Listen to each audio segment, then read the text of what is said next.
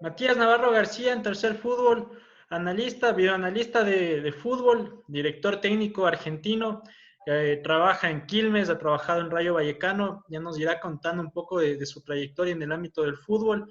Matías, ¿qué tal? ¿Cómo estás? Bienvenido. Hola Martín, ¿cómo estás? Un gusto, gracias por la invitación. Bien, todo muy bien. Vamos desde el inicio. ¿De dónde surge tu afición por el fútbol, de que el fútbol sea un oficio? Mi relación con el fútbol surge en realidad desde que yo debo tener 8 o 9 años. La realidad, bueno, imagino que después en la entrevista lo hablaremos también, pero surge principalmente por el lado de Marcelo Bielsa como entrenador de la selección argentina. Yo cuando era pequeño, mi padre me intentó inculcar un poco ese fanatismo suyo por el fútbol y la verdad es que mucho no me interesaba, por no decir nada, la realidad. Y me empecé a interesar realmente. Yo me acuerdo que el primer mundial que vi fue en el del 98, siendo muy chiquito, yo tenía 7 años, pero la verdad es que no me acuerdo de nada. Y lo que sí me acuerdo es del Mundial 2002. Incluso despertarme a la madrugada, ver los partidos, si había algo ya de esa selección que a mí me identificaba, más allá de que le haya ido mal en el resultado final. Después, obviamente, cuando fui creciendo, me fui enterando o dándome cuenta y analizando un montón de cosas de todo lo que había sido el trayecto hasta ese mundial y me sentí más identificado todavía. Pero la realidad es que me pasé de que no me gustara nada a que me gustara y estar todo el día obsesionado hablando de fútbol ya desde los 11, 12 años Sí, sí. hasta ver esa selección. Y después ya cuando estudié me dediqué específicamente a lo bueno, fue el periodismo deportivo y después ejercí como periodista y después ya me orienté directamente como en la parte de analista y entrenador. Ahora actualmente, ¿a qué te dedicas? Yo estoy trabajando en la Liga Profesional de Argentina, la ex Superliga, que cambió de nombre ahora, Ujú. como analista en un proyecto en el cual asistimos a los cuerpos técnicos con ciertos análisis estadísticos, informes, video y demás. Y a la par estoy como analista de manera externa de Quilmes, que es mi equipo de segunda división de aquí. Pero eso lo hago de manera externa, no estoy ya trabajando en el día a día, obviamente, porque se me hacen incompatibles los dos trabajos por el tiempo, obviamente. Con Facundo Saba está en Con Red Facundo Bull, ¿no? Saba. Sí, Así es, sí, sí. excelente. ¿Cómo se da el especializarte específicamente en lo que es el videoanálisis en el fútbol? Mira, a mí siempre me interesó mucho lo que era lo que es la parte estratégica o táctica de los partidos, de los equipos. Eh, la realidad es que yo me orienté para el periodismo y encontré en el periodismo esa posibilidad de relacionarme directamente con lo que es análisis táctico. La verdad es que la función que yo ocupo, o que suelo ocupar, en los cuerpos técnicos tiene varios nombres, varias nomenclaturas, no sé, analista de video, analista táctico, analista de rendimiento. O sea, la realidad es que es una función dentro del cuerpo técnico, sobre todo en Latinoamérica, que es relativamente nueva y que se va redescubriendo todo el tiempo. Entonces, vos me decís, por ejemplo, me decías analista de video, y la realidad es que la misma labor en realidad es más amplia que eso, pero yo me metí específicamente a eso, como te digo, viniendo del periodismo. La verdad es que yo ejercía como periodista, ejercí, y no me gustaba mucho el ambiente o lo que tenías que elegir para poder vivir del periodismo. Y también lo que yo veía era que los medios de comunicación cada vez hablan menos de fútbol, en este caso, menos del juego específicamente y más de lo que va alrededor. Entonces, desde ese lado yo intenté meterme y especializarme un poco más en lo que es la parte, bueno, de por qué suceden las cosas en los partidos, cuáles son las decisiones de los entrenadores, por qué las toman. Más que nada esto no, de dejar de juzgar tanto lo que hace un entrenador, sino empezar a entender por qué lo hace. Porque después, al fin y al cabo, la etapa de juzgar siempre la hacemos todo desde que se da el resultado. Entonces, una vez que el resultado está concretado, muy fácil decir se equivocó o acertó. Pero la realidad es que lo importante es entender por qué lo hace en el momento. Y desde ese lado me empecé a meter en la parte del periodismo, intentando encontrarle esa vuelta, ¿no? De interpretar lo que hizo los entrenadores, haciendo artículos de análisis para diferentes tipos de publicaciones específicas de eso. Y a través de que yo publico un libro que se llama Respirar Fútbol, lo hago junto a Pablo Guede, él estando en San Lorenzo de Almagro, con todo lo que es su metodología y justamente, ¿no?, esta parte detrás de escena que muchas veces se tincha y el periodista no ve. A partir de ahí empiezo a relacionarme más directamente con lo que son los cuerpos técnicos, con la real función de lo que hace un cuerpo técnico, un analista, y ahí empiezo a relacionarme hasta que llego a trabajar de esto. ¿Y cómo se dan tus inicios ya netamente en este ámbito? ¿Cómo es ese desenvolvimiento en diferentes equipos? Analizando un poco, estuviste también en España, en el Rayo Vallecano. ¿Cómo se da ese lapso, digamos, en este inicio del bioanálisis contigo? Yo, a través, como te digo, a través del libro conozco varias personas, entre ellas a una persona con quien hoy yo estoy trabajando en Quilmes, Gustavo Mamed, que él era en ese momento asistente técnico de Huracán, del cuerpo técnico de Eduardo Domínguez, y él me hace la conexión o me presenta en realidad con quien era en ese momento entrenador de la división de reserva de colegiales, equipo aquí de tercera división. Eh, yo empiezo a trabajar con él, obviamente de manera bastante más rudimentaria de lo que es para mí hoy en día, porque yo en ese momento ni siquiera sabía que existían programas que facilitaban el trabajo del analista. Entonces, a medida de ahí fue una primera presentación mía también para empezar a crecer y empezar a entender lo que era este mundo y darte cuenta que hay un montón de cosas que vos desde afuera las ves o que creéis que las sabés y que en realidad después cuando estás adentro no es tan así y te das cuenta de que es constante ese aprendizaje. A partir de ahí se da la posibilidad de saltar al primer equipo, como analista del primer equipo, cambia de cuerpo técnico y demás. Después de eso, yo por decisión personal me voy a vivir a Francia. Ahí coincido con Marcelo Bielsa, entonces está la posibilidad por lo menos de poder en, vivir un poquito de cerca lo que son los entrenamientos, los partidos y demás. Y después me surge la posibilidad de irme al Rayo Vallecano, lo mismo, a través de una persona conocida, tengo la posibilidad de presentar mis trabajos en el club, sabiendo de que estaban en la búsqueda de alguien que los ayudara de este lado, porque en ese momento no tenían las funciones a cubierta en el campo técnico.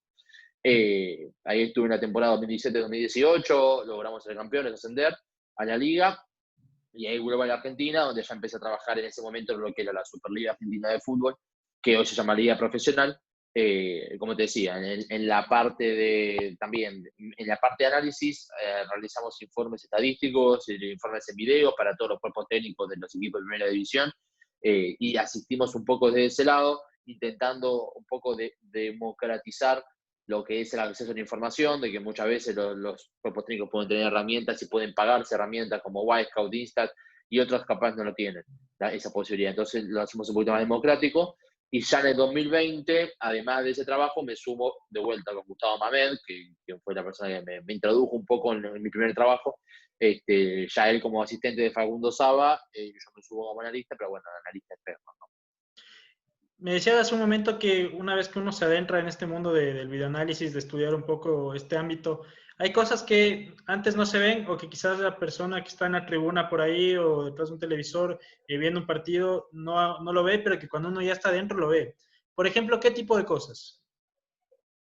A mí lo que me cambió mucho estando adentro es el hecho de desde afuera juzgar si un futbolista jugó bien o jugó mal. Porque obviamente que todos estamos y todos somos capaces de ver si un futbolista se hace un gol en contra en una jugada que tenía que despejar, le yerra la pelota y se la mete del ángulo en contra, todos nos damos cuenta de que esa jugada está mal resuelta, obviamente. Pero la realidad es que lo que sí pasa muchas veces es que de afuera eh, nosotros, yo fui identificando tres tipos de cosas que pasan cuando lo vemos desde afuera. Una es que yo considero que el futbolista jugó mal y capaz ese futbolista estaba haciendo algo que el entrenador le había pedido. Otro que, entonces, para el entrenador jugó bien cumpliendo esa función. Otra que capaz yo pienso que el futbolista jugó bien y en realidad el entrenador le había pedido otra cosa, entonces para lo que es la funcionalidad del equipo había jugado mal, para lo que, o sea, uno perteneciendo a un cuerpo técnico, en general lo que se busca es potenciar a los futbolistas que uno tiene. Pero la realidad es que muchas veces un futbolista tiene que capaz dejar un poquito de lado su comodidad, si se quiere, su zona de comodidad, de confort, para el bien del equipo. Y muchas veces eso desde afuera no se ve. Entonces, esas dos o tres cosas yo creo que vos te das cuenta una vez que estás adentro. Desde afuera es muy fácil decir, o decir este juego bien, este juego mal, pero vos realmente no sabés qué es lo que pidió el entrenador. Y eso es algo que yo me di cuenta de empezar a corregir, porque incluso hoy me sigue pasando, incluso yo digo, che, qué mal jugó este futbolista tal partido, o qué bien lo hizo, y la realidad es que todo hay que analizarlo en un contexto, en el contexto del equipo, del partido, del rival, que como lo hacemos nosotros ese análisis, y también de lo que pide el entrenador. Entonces, eso me ayudó mucho a observar futbolistas que son silenciosos, o que se suelen llamar futbolistas silenciosos, pero que realmente son muy importantes. Porque todos nos quedamos con el 9 que hace los goles, el 10 que da la asistencia o hace el lujo, pero muchas veces hay futbolistas que son silenciosos, son un trabajo silencioso, y que vos te das cuenta una vez que realizas un análisis más profundo, y que incluso desde la televisión es muy difícil hacerlo, porque la realidad es que la televisión, lógicamente, se lleva con lo que va al espectáculo y con lo que el espectador quiere, y ese futbolista silencioso es el que menos posibilidad de lucirse tiene.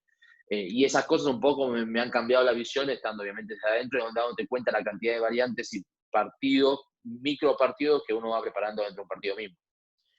¿Cómo es el relacionamiento con un cuerpo técnico y el videoanálisis, el videoanalista? ¿Cómo es ese nexo en la práctica? ¿Cómo se produce entre, digamos, el videoanalista, la persona que hace todo este proceso, con el cuerpo técnico específicamente? Eso depende mucho de cada cuerpo técnico. A mí me ha tocado trabajar en cuerpos técnicos que querían informe escrito y video, cuerpos técnicos que querían solo video, cuerpos técnicos, o sea, la realidad es que eso hay infinidad de variables. A mí me ha pasado incluso que, a ver, yo incluso doy un curso online de lo que es análisis, y yo siempre voy, en ese sentido, en la introducción del curso, si quieres, voy diciendo más o menos lo mismo, que es yo lo que doy es mi manera de trabajar, o como yo creo que es la manera ideal. Pero siempre nosotros, en realidad, la función del analista es facilitarle el trabajo al resto del cuerpo técnico, no es pensar en uno mismo. Entonces, nosotros tenemos que tener la capacidad y la posibilidad de adaptarnos a lo que quieran en el cuerpo técnico. Y en ese contexto te puede tocar de todo. Cuerpo técnico que te da mayor lugar, menor lugar, a tu opinión, a lo que vos puedas aportar. Yo creo también, obviamente, la otra vez no me acuerdo quién era que agarraron esta frase también ahí en el fútbol, y en una conferencia escuché que decía, lo cual es cierto, nadie ignora una buena opinión o un buen aporte. Entonces, si vos tenés la posibilidad como analista de poder aportar algo distinto, pero que sea bueno, eso también te va dando lugar a vos. Es como el cuerpo técnico te da un cierto lugar y vos también tenés que ganarte un cierto lugar. Es un 50-50 en ese lado. Pero por eso te digo, es muy relativo. Hoy ya la realidad es que aún estando desde afuera, porque obviamente, como te digo, la incompatibilidad de los horarios no me permite estar en Quilmes presencialmente, siento que se me da mucho lugar, y eso lo agradezco, pero también entiendo que eso depende mucho del lugar que se pueda ganar cada uno. Y otros cuerpos técnicos capaz lo tienen más como o el analista es más un editor de video. A mí eso siempre me hizo ruido, porque nosotros en realidad no somos editores de video. Para editar video puedo hacerlo yo, puede ser cualquier persona que estudie cinematografía y que no sepa nada de fútbol. Es más, seguramente lo haga mejor que yo la parte de edición de video y monte un espectáculo fantástico. Nosotros lo que tenemos que aportar es una perspectiva desde el lado del análisis, en el cual el concepto general es: el entrenador ve un partido, los dos ayudantes ven otro partido, son 6 ojos, y 8 ojos ven mejor que 6. Ese es el concepto general del puesto nuestro. Después, obviamente, le sumamos la parte que es de editar, obviamente, los videos, los compactos y demás, pero la parte inicial es otra, en realidad. Justamente hoy día veía una publicación en una cuenta de Twitter, Fulbo, no sé si la habías visto, seguramente sí, que sacaban un tweet que decía que se refería a Bilardo como uno de los pioneros del videoanálisis. Sí. ¿Cómo ha ido evolucionando el videoanálisis a lo largo del tiempo? Hablamos de Bilardo, esos son años 80, 90, quizás incluso un poco más atrás, y ahora, 2020, han pasado varias décadas. ¿Cómo ha ido evolucionando este ámbito? Y eso es la realidad, de que Bilardo fue en la Argentina seguramente uno de los primeros que lo ha realizado de manera más, ¿cómo decirlo? de manera más industrial, si se quiere. Yo siempre lo mismo, en el curso marco, o sea, el análisis hizo siempre. Esto de que el videoanálisis es nuevo no es real, no es cierto. Análisis hizo siempre, ningún entrenador. Antes eran los famosos ojeadores, lo que iban a ver, los espías, no ojeadores, los espías, pero analizar siempre se analizaba. La diferencia es que antes venía un asistente y te hará una carpeta que decía, estos juegan así, así, así, con circulito, y hoy esa carpeta está acompañada, esa carpeta está digitalizada y está acompañada por una serie de videos que certifican todo lo que ve la persona que está analizando. Bilardo en Argentina, Bielsa, más tarde, obviamente por cuestiones cronológicas. Uno de los pioneros de eso en el mundo fue en Rusia, Lobanovsky, en la Unión Soviética en ese momento. Lobanovsky, que después dirigió mucho tiempo en Ucrania, que fue campeón, si mal no recuerdo, de la Eurocopa con Unión Soviética, que estuvo dirigiendo hasta el principio del 2000, después falleció. Hay muchos pioneros, si se quiere, y se ha ido con el tiempo combinando esto de lo que es la percepción mía con el video, con la vista, con lo que es la combinación con estadísticas, para sustentarlo, lo que yo estoy diciendo. Y de la misma manera, si uno toma otros deportes, el básquet, eso está hace un montón de tiempo, desde los 90 ya había un sistema de análisis muchísimo más profundo, como los que hoy estamos teniendo en el fútbol, eso ya existía en los 90. En Israel es uno de los puntos más importantes y más avanzados en cuanto a tecnología para análisis deportivo.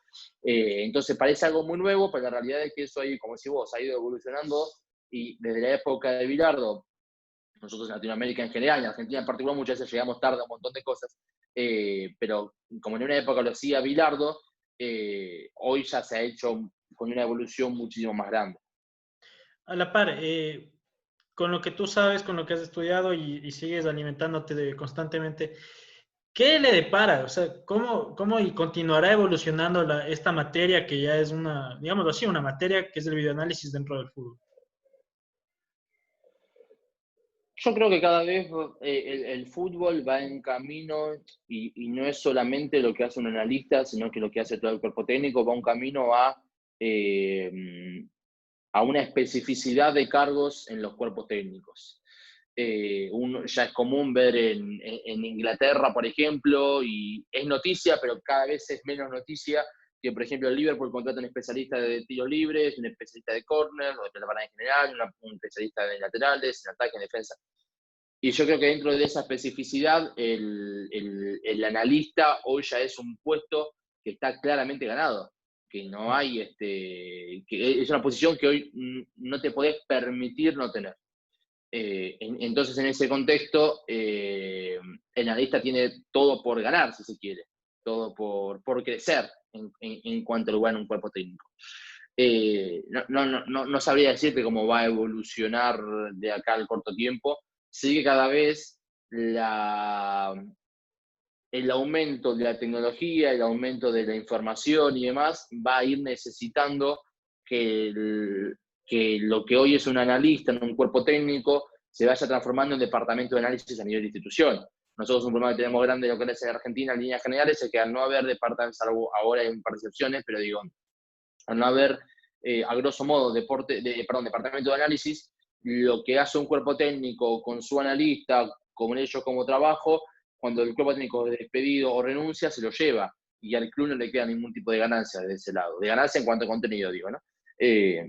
Y yo creo que eso es algo que si vos tuvieras un departamento de análisis, podría solucionar, porque al fin y al cabo, más allá de que vos contratás a un cuerpo técnico para que gane los partidos, para que sea campeón, o se salve del descenso, o el objetivo que tiene a la Copa, que tiene cada uno, no importa el objetivo, también vos lo hacés para tener una ganancia a mediano y largo plazo, una ganancia, como te digo, en cuanto a tener un resultado del cual te puede dedicar a vos. Entonces, si viene un entrenador nuevo a cualquier institución, yo como entrenador nuevo, lo primero que voy a ver es, bueno, qué es lo último que hizo el anterior para poder comparar, ver cómo vienen. Entonces ahí vos tenés dos posibilidades, o se lo pedís al club, el club no lo tiene, que es la primera chance, o si el club lo tiene buenísimo, pero en general eso no sucede, entonces el club no lo tiene, ¿cuál es la segunda? Vos tenés que ir a llamar al cuerpo técnico anterior. Y si vos tenés buena onda, está perfecto, pero el cuerpo técnico anterior no tiene la obligación de decirte cómo lo hizo y por qué lo hizo tal cosa, o cómo estaban los futbolistas, o cuáles han sido los números. Entonces, todo ese tipo de cosas yo creo que va a ser parte de la evolución. Pero bueno, eso también tiene que estar acompañado, obviamente, por una economía que ayude a que los clubes puedan invertir en esto. Y por unos dirigentes que tengan también la conciencia de lo importante que es esto para los clubes.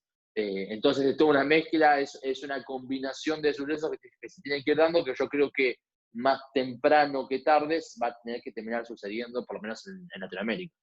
Justamente eso, en el fútbol actual, en el fútbol profesional, ¿se puede entender un equipo sin, o un cuerpo técnico sin el videoanálisis?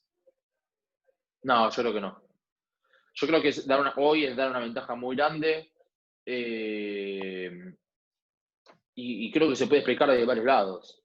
En líneas generales, en cualquier rival que vos enfrentes va a tener una persona que se haya dedicado específicamente a elaborar un informe de voz. Puede ser más profundo, menos profundo, pero seguramente haya una persona que lo haga. Me acuerdo de la anécdota que la contó Bielsa y la contó Guardiola también, esto de que jugaron el Athletic Club contra el Barcelona. Una vez que termina el partido, se juntan a hablar Bielsa y Guardiola. Bielsa le da la carpeta a Guardiola de todo lo que él había preparado del Athletic, y Guardiola le dice: sabes más de mi equipo que yo mismo. Entonces, vos te enfrentás ante un equipo, primero, que vas a conocer muchísimo de vos. Si vos no, si vos a tu equipo no le das las herramientas suficientes sobre el rival, ya corres con una desventaja. Además, vos perdés, la palabra no es respeto, pero perdés validez, si se quiere, tu palabra pierde validez frente al plantel, respecto a lo que va a ser el partido. También una cosa que se elogia muchísimo los entrenadores, de los top, es: este entrenador me dijo lo que iba a pasar en el partido y pasó. Eso no es de casualidad, no es que vino y por gracia divina del Espíritu Santo bajó y le dijeron que era, sino que hay un trabajo detrás de un montón de gente para intentar minimizar el riesgo. Entonces yo creo que ante eso vos tenés la necesidad de hacerlo. Si el rival se lo está haciendo, vos tenés que hacerlo. Y creo hay una movida también muy grande de un grupo de entrenadores que no creen en esto, o que la aplicación es: bueno, el analista no hace goles, el dron no hace los goles, sí, ya sabemos que no hace los goles, pero sí te puede ayudar a ganar en un montón de detalles. Entonces yo creo que tarde o temprano todos vamos a ir para ese lado, y como te digo, cada vez va a ser más, los cuerpos técnicos cada vez van a ser más diversificados y más específicos, porque además, no solamente eso, aún los equipos que no tienen analista, ¿sí?, hacen análisis. Por eso te digo, no es algo nuevo, y no es algo que hasta los que dicen que no tienen analista pues no interesa, o porque no graba con dron, o que no filma los entrenamientos, así todo usa análisis. ¿Qué hacen? Bueno, ven los partidos. Y algo a los jugadores les muestra. Entonces, si vos tenés una persona que esté dedicada a eso, vas a tener primero la posibilidad de que esa persona haga un trabajo muchísimo más profesional en cuanto a la velocidad, ¿no?, que va a hacerte a vos ahorrar tiempo. En general, ese trabajo de cortar las jugadas, armar el video, lo hace un ayudante técnico, o lo hace el preparador físico. Entonces vos le estás sacando a esa persona que puede hacer otra función importante en un técnico, le sacás horas de su tiempo cuando esa función podría ser lo otro. Y que además va a encontrar cosas, tal vez, no te digo que va a encontrar más o mejor, sino que va a encontrar algo distinto. Porque uno como analista afina el ojo muchas veces en un montón de cosas que capaz el cuerpo técnico en general, el ayudante y el técnico, al estar ocupado más por el entrenamiento de mañana, toda la logística para un viaje, las discusiones que muchas veces hay con los entrenadores, los futbolistas, que si están bien, están mal con el médico, hay un montón de cosas que hacen más rápido y tienen menos certeza a la hora, o menos lucidez a la hora de verlo. Entonces, si vos tenés una persona que se dedique específicamente a eso, ahorras un montón de tiempo y sos muchísimo más efectivo también para poder trabajar. En lo que es tu experiencia y los diferentes partidos y todo el trabajo que has realizado, ¿se puede decir puntualmente que en algún trabajo que se haya hecho, se pueda decir, ganamos este partido por este hecho puntual que lo analizamos y lo trabajamos? Sí, no que hayas ganado un partido, sí que haya influido directamente en el resultado. Después, yo creo que no sería muy también soberbio de mi parte decir, no, bueno, ganamos el partido no, pues no es así. O sea, uno le da al futbolista, le da al cuerpo técnico, el cuerpo técnico le da al futbolista la mayor cantidad de herramientas posibles para poder resolver un problema. En un partido específico, sí, del Rayo Vallecano contra el Lugo de visitante, se había analizado que un delantero argentino, Friedrichsewski, de apellido, que estuvo jugando en Argentino Junior mucho tiempo, también en una ciudad de aquí, y estaba jugando en el Lugo, que los penales él tenía como costumbre picarlos. Ya. Y se armó un compilado, se mostró el arquero, hay un penal para el Lugo, ganábamos 2-1, perdón, 2-0. Nos descuentan 2-1. En ese momento Lugo estaba puntero del campeonato, nosotros estábamos terceros, si mal no recuerdo, y con ese resultado era el último partido del año, me acuerdo, el último partido de 2017. Fue un 29 de diciembre, parece, 28, 29 de diciembre. Eh, y en ese penal eh, estaba el empate de Lugo y mantener la punta y no poder nosotros acercarnos. Y va Friedrichsewski y él siempre hacía un pequeño amague y la picaba. Y en el momento de hacer el amague, nuestro arquero sabía que la solía picar, no responde al amague y la pelota se va para arriba del travesaño. Se pone nervioso. Por eso te digo, a ver, es una situación concreta y directa, y de hecho está en YouTube, que también el arquero Alberto había comentado, pero es una situación concreta en la cual el análisis ayudó a que pudiera fallar el penal. Yo siempre digo, si el arquero de Ghana hubiera visto en el Mundial 2010, era creo, si no recuerdo, Sí, sí. o por lo menos un video del Loco Abreu, o aunque sea en YouTube un compilado, se hubiera dado cuenta de que Abreu en cada momento complicado la pica. Y unos 2 años antes, Abreu había jugado para River Plate contra San Lorenzo por la Copa Libertadores, y él sabía jugar en San Lorenzo, Abreu era muy conocido, y el arquero se queda parado y él cruza el remate, porque sabía que lo iban que iban a pensar que se iba a picar. Pues ya te digo, o sea, como te digo, son dos ejemplos concretos incluso de Abreu, que si el arquero se hubiera visto un video, lo sabría, pero aún así te puede cambiar. O sea, por eso te digo, sería muy soberbio de parte decir, no, bueno, ganamos por esto, no ganamos por eso. Después el que incluyera resultados, sí, pero no que hayamos ganado específicamente por eso. Pero bueno, ese tipo de cosas son también las que ocurren en los partidos. De Bruyne hace no mucho, hace un par de temporadas, en un partido que el City le ganó creo que 4-5-0 al Cardiff, él metió un gol de tiro libre por debajo, pateando por debajo de la barrera, y él dijo que los analistas del City le habían dicho que la barrera saltaba. Entonces se le fue pateó por abajo. Lo ayudaron. Después, Sí. obviamente, él es el talento de Bruin de hacer algo que obviamente yo no estaría capacitado para hacer, por ejemplo. Sí. De alguna manera tú también has ido documentando lo que es el fútbol, lo que es tu rama. Tienes dos libros que uno ya lo hablabas hace un momento, que es Respirar Fútbol, que está enfocado en Pablo Guede, y tienes otro que es Gallardo Superclásico. Netamente es un enfoque en el director técnico de River Plate. ¿Por qué trabajar sobre Gallardo y por qué trabajar fundamentalmente sobre el Superclásico? Eh, ah, yo siendo argentino, conozco de cerca, obviamente, todo lo que es la historia de River, de Boca, los cruces y demás. Eh, y la realidad es que, imagínate, yo nací en el 90 y desde el 90 hasta que llegó Gallardo a River, había habido solamente 2 cruces entre River y Boca por Copas Internacionales, y la doble había ganado Boca. Más allá de eso, en otro momento de la historia había habido cruces, la historia estaba más parejo, pero con ese historial muy reciente, eran esos 2 cruces del 2000, 2001, no me acuerdo qué año, y el 2004. La verdad, el de 2000 yo no me acuerdo, como te decía antes, yo empecé el fútbol del 2002, así que la verdad es que ese cruce yo no me lo acuerdo, pero el 2004 sí me acuerdo, y me acuerdo hasta cómo se había dado la serie, me acuerdo bien, y tengo el recuerdo de cómo se había dado los cruces. Y lo que empecé a ver cuando llegó Gallardo a River, no solamente que cambia la historia, lógicamente, porque se cruzaron 5 veces, eliminó 5 veces, 2 campeonatos y demás, pero eso es obvio, fácil de ver en el palmarés, pero lo que empecé a ver es lo que yo antes veía en ese Boca cuando enfrentaba a River, ahora lo veo más a River enfrentando a Boca. El hecho ya de que cuando, yo imagino que cuando vos tenés un cruce ya con tu máximo rival, siempre tenés la ilusión y la ansiedad de ganarle, pero la realidad lo que yo veo, y me ha pasado hasta incluso con conocidos, que ya cuando un hincha de River, ¿sabes? Se cruza con Boca, se siente muy confiado, y el hincha de Boca viceversa. y yo creo que es algo que se generó, que lo generó Gallardo específicamente.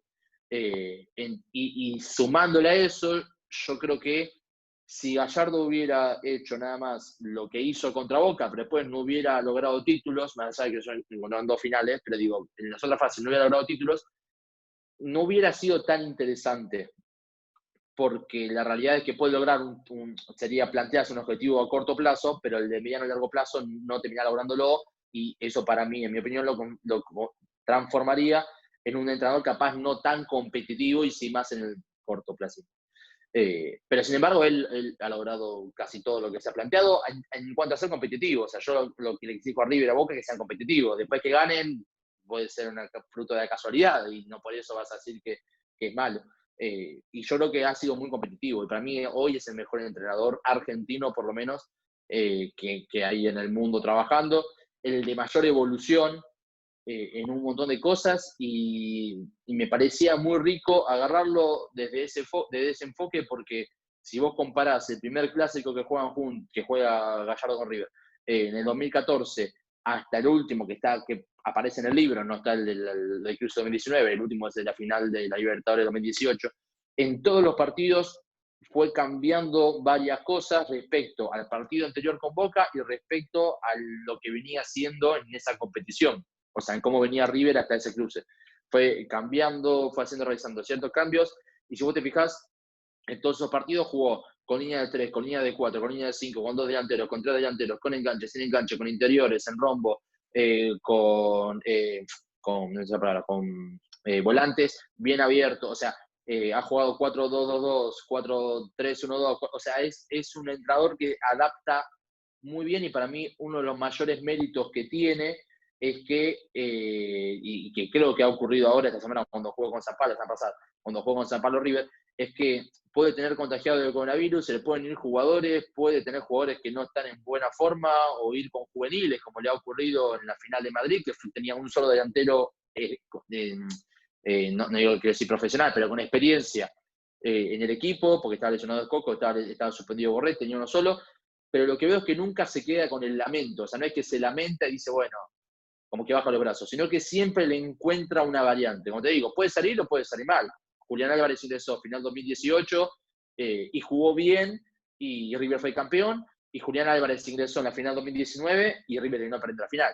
Entonces, como te digo, no necesariamente le va a salir todo bien, a nadie gana todo, pero me parece muy interesante de ese lado, y cómo desde la parte futbolística fue retransformando y reconvirtiendo siempre la historia con Boca. River siempre estuvo en la Argentina marcado como el equipo que jugaba bien, y Boca como el equipo que no jugaba tan bien, pero Boca el que con garra, con corazón, con empuje, con aguante, se llevaba los partidos. Y River era medio como el sonso que jugaba bien, pero que no tenía lo suficiente para ganar. Y yo creo que este River ha jugado muy bien, ha jugado muy mal, con Gallardo también, pero siempre mantuvo esa competitividad también desde la mentalidad, que era lo que antes tenía Boca y que lo superaba River. Bien. También en esta documentación, digamos, que abarcas de fútbol, eres activo en redes sociales, manejas la cuenta de la pizarra de Bielsa.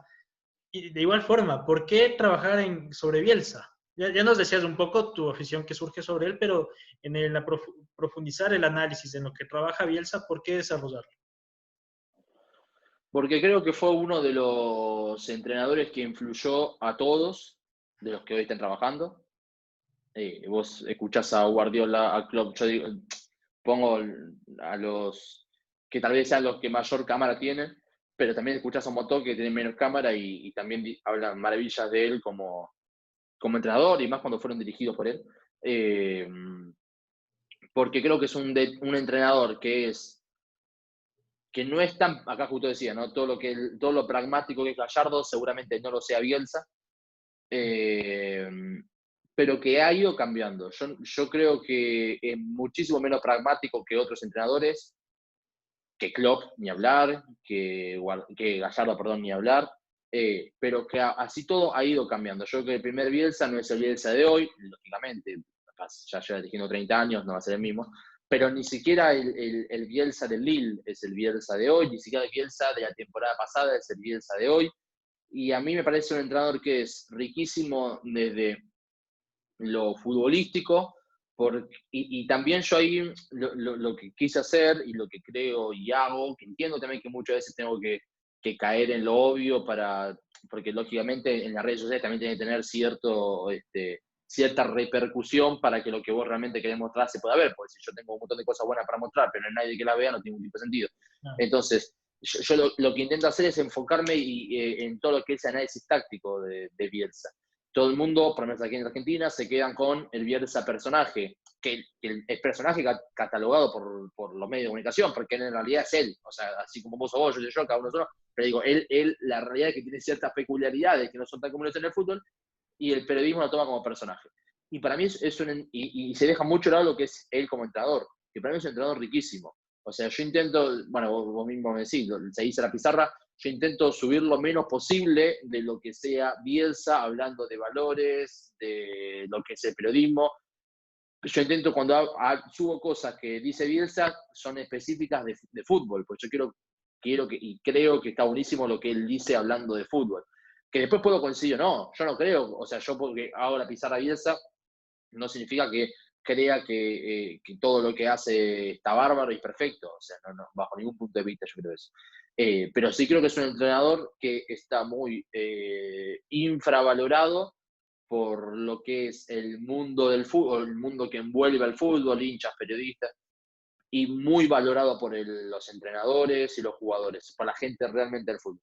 Entonces, la realidad es que en su momento, cuando pensé en hacer algo así, es como que puse las dos cosas en la balanza y para mí fue muy claro para qué lado era más importante. Y en el contexto actual, vemos que el equipo de Bielsa viene del ascenso con el Leeds, ahora se enfrenta a una Premier League, tuvo un inicio complicado justamente con el equipo campeón. ¿Qué le depara este año a Leeds? ¿Qué le depara este año a Bielsa desde tu perspectiva, desde el nuevo contexto que es una Premier, que no es lo mismo que jugar una categoría inferior? ¿Qué se viene para tu criterio lo que es Bielsa y lo que es el Leeds? Yo creo que Inglaterra es el ambiente perfecto para lo que quiere Bielsa. Creo sí que le va a costar la adaptación. Pablo Hernández dijo antes del debut con Liverpool que iban a tener que acostumbrarse a perder más partidos de los que venían perdiendo. Yo creo que además van a tener que acostumbrarse no solo a eso, sino también a generar menos situaciones de las que generaba y que le generen más situaciones de las que generaban antes. Eh, Leeds, con Bielsa en los 2 años que llevaban el club en la segunda división, en la primera siendo tercero y no ascendiendo, en la segunda ascendiendo como campeón, fue el equipo que mayor posición tuvo, que más pases dio, que más remates ejecutó, que más remates al arco ejecutó, que menos remates recibió desviados hacia el arco, el equipo que más remates tenía que recibir para recibir un gol, pero era también uno de los equipos que estaba en mitad de tabla en cuanto a efectividad a favor. Era un equipo que pone décimo segundo más o menos en relación a la cantidad de remates necesarios para convertir un gol. Y vos te das cuenta que ya en estos primeros 2 partidos remató mucho menos que antes, tuvo la pelota mucho menos que antes, creo que lo superó el Liverpool, pero 51-49, y con el Fulham, si mal no recuerdo, llegó a 50-50, o sea, siempre hay un poquito más, pero digo, 50-50. Pateó 8 veces el arco, metió 7 goles, una efectividad que es insostenible para ser competitivo, porque bueno, puedes esperar siempre tener un caso de 100% de efectividad, es imposible. Y le han patado bastante más. El Liverpool, sobre todo, le remató 22 veces, algo que en ningún partido de todos estos años de vida de San Leeds había ocurrido. Entiendo también que juega contra el último campeón, contra posiblemente, hasta que pasó la pandemia, el mejor equipo o el equipo con mejor rendimiento y desde el Arsenal, ese campeón invicto, o sea, desde los últimos 18 años, este Liverpool es el mejor de los últimos 20 años de la Premier, en cuanto a, no sé si al final creo que quedó por debajo del City en cuanto a puntos, pero la realidad es que se cortó por la pandemia, o sea, pero digo, hasta ese momento era el mejor equipo de la Premier de este milenio. Y ante el último campeón de Europa, último campeón del mundo, o sea, tiene sus condicionantes. Pero yo hoy de vuelta estaba viendo el partido que jugó el sábado contra el Fulham, y aún contra un equipo al que le cuesta horrores casi todo, como es el Fulham, no lo pudo resolver con la misma tranquilidad con que lo había resuelto unos meses atrás cuando le ganó 3-0 por el ascenso. Y ahí vos te das cuenta de que es algo que le va a costar. Yo creo que va a ser un año de adaptación. no lo imagino, ojalá me equivoque, pero no lo imagino en puestos europeos, ni peleando a puestos europeos, pero tampoco me lo imagino peleando por no descender. No creo que sea un equipo que vaya a estar en las últimas 2 fechas con la calculadora a ver sacando cuentas. No lo imagino. Para mí es un equipo que está en mitad de tabla. Creo que ese va a ser el objetivo.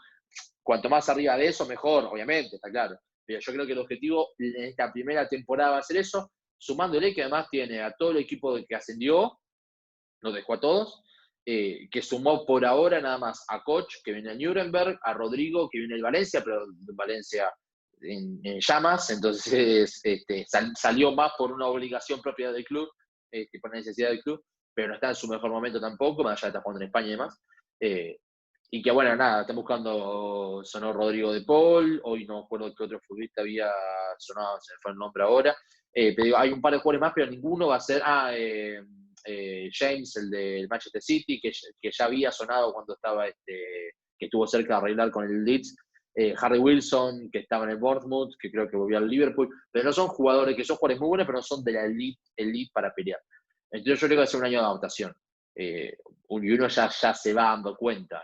Era muy común ver al Leeds atacando con los 2 laterales juntos, y ahora cuando un lateral está atacando, el otro ya se cierra para hacer un poquito más de resguardo, porque sabe que en la primera división las transiciones son más rápidas y son con una calidad muy superior en cuanto a enfrentar al arco rival. Y como te digo, un equipo que casi no patea al arco como es el Fulham, le hizo 3 goles. Más allá de que uno fue un penal que no era, pero digo, no importa, le hizo 3 goles.